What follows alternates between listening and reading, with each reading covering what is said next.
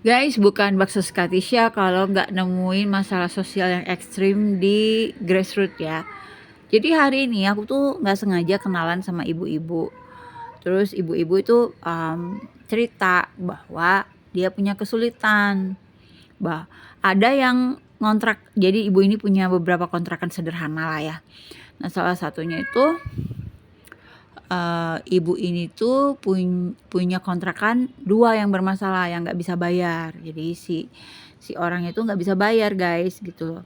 Nah, setelah aku tanya-tanya apa-apa gimana gitu ya, karena kan aku harus mempelajari, ini kan calon penerima ini lagi diselidikin gitu ceritanya.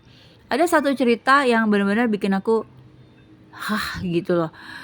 Jadi ceritanya salah satu orang yang nggak bisa bayar kontrakan ke ibu ini tuh, jadi kan kontrakan itu ada 2 tuh ya, dua keluarga. Nah, anggaplah salah satunya ya yang nggak bisa bayar, satunya lagi masih bisa bayar, tapi dia susah banget hidupnya. Jadi ibu ini sudah janda, dia punya anak janda, anaknya punya anak lagi 2 dan tinggallah mereka bareng-bareng gitu. Nah, yang jadi cerita aku bukan soal janda-janda ini, tapi cerita tentang anak laki-lakinya si ibu ini.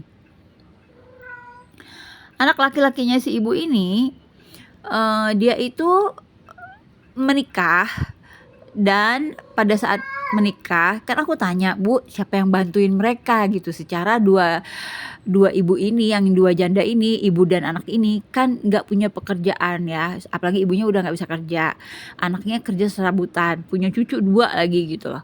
Terus aku tanya, "Bu, apa nggak ada yang bantuin mereka yang lain?" gitu loh. Dia bilang, sebenarnya ibu itu tuh punya anak laki-laki, dia bilang. Tapi anak laki-lakinya nggak bisa bantuin dia juga. Kenapa Bu? Aku bilang gitu. Ya mungkin aku pikirnya pasti kan kalau dia udah nikah tuh kan pasti dia punya punya kebutuhan sendiri lah gitu ya. Kita nggak bisa nuntut lah ya. Nah, tapi yang jadi bikin aku mau posting cerita ini adalah si ibu ini cerita bahwa anak laki-laki itu ketika menikah nggak punya uang. Jadi si anak cowok ini menikah menggunakan uang mertuanya.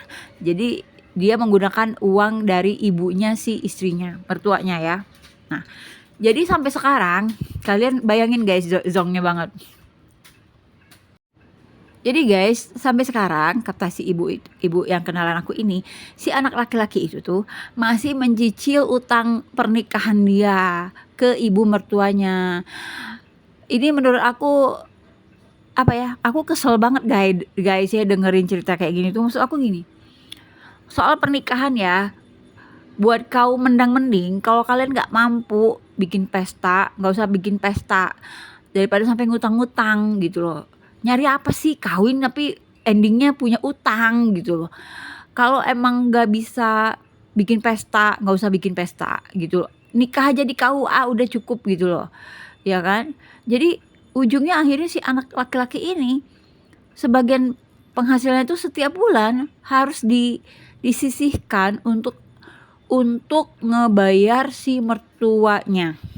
Jadi kalian bisa bayangin kan.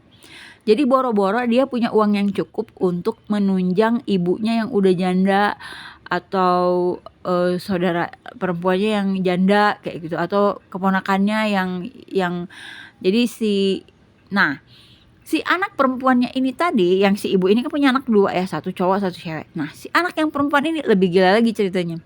Jadi nikah, dapat punya anak 1, ditinggalin sama lakinya. Terus nggak berapa lama kemudian si suaminya datang lagi, terus having sex, terus si cewek ini punya anak lagi. Ketika dia udah punya anak yang kedua, dia ditinggalin lagi sama suaminya.